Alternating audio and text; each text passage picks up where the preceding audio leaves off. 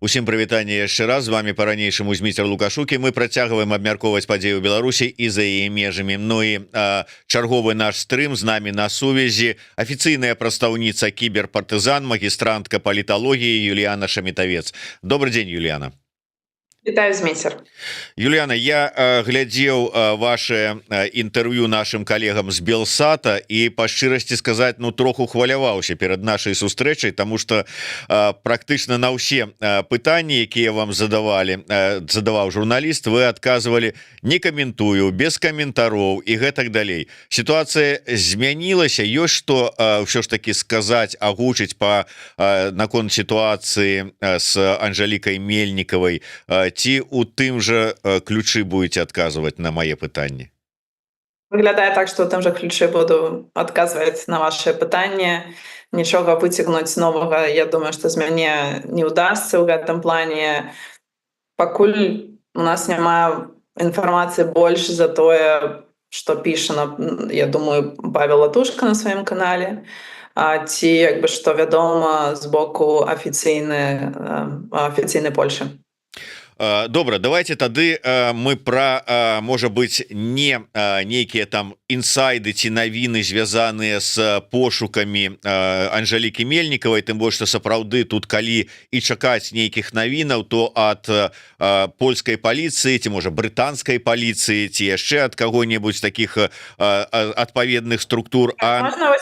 Тут, я думаю, важна дадаць, таму што з таго, што я чытаю, з каментароў, з пытанняў да мяне, як ад журналістаў, так і ад звычайных актывістаў, выбачаюсь, хачу сказаць, што не вельмі прыгожа адбываецца то, як разглядаецца сітуацыя з Анжелікай, у тым плане, што чалавек прапалі дзеці, а адзінае, што бянтэжыць, так выглядае, гэта там былі грошы на рахунку для КР, ці не былі гэтыя грошы, збежала яна з гэтымі грашыма, ці не збежала.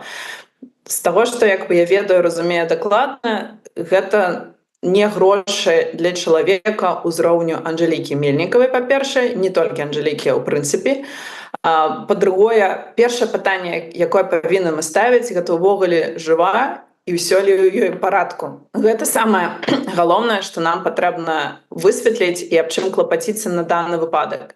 Калі будзе ўжо вядома там у Беларусі ці не ў Беларусі ці нешта там, гэта ўжо другаснае пытанне, мы можам абмяркоўваць ужо пасля, калі будзе зразумела, што з чалавекам і з яе, зразумела, дзецьмі ўсё нармальна.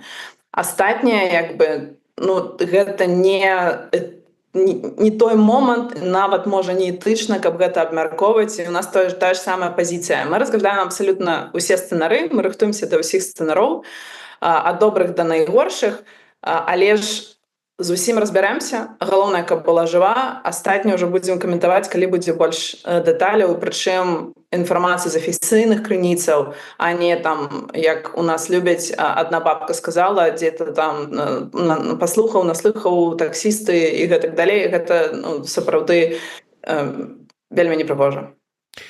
С аднаго боку я згодны, з другога боку тут размова ну, прынамсі, з майго боку, не пра тое, што вот яна там нейкія там грошы скрала, з імі збегла. Куды, праўда, збяжыш? Мы ўжо сёння з Розай Турарбекавай сумна жартавалі на гэтую тэму, што 100 000, пра якія зараз усе гавораць, гэта не тыя грошы, дзеля якіх варта рызыкаваць усім, пачынаючы ад рэпутацыі і заканчваючы, можа быць, бяспекай і крымінальным пераследам.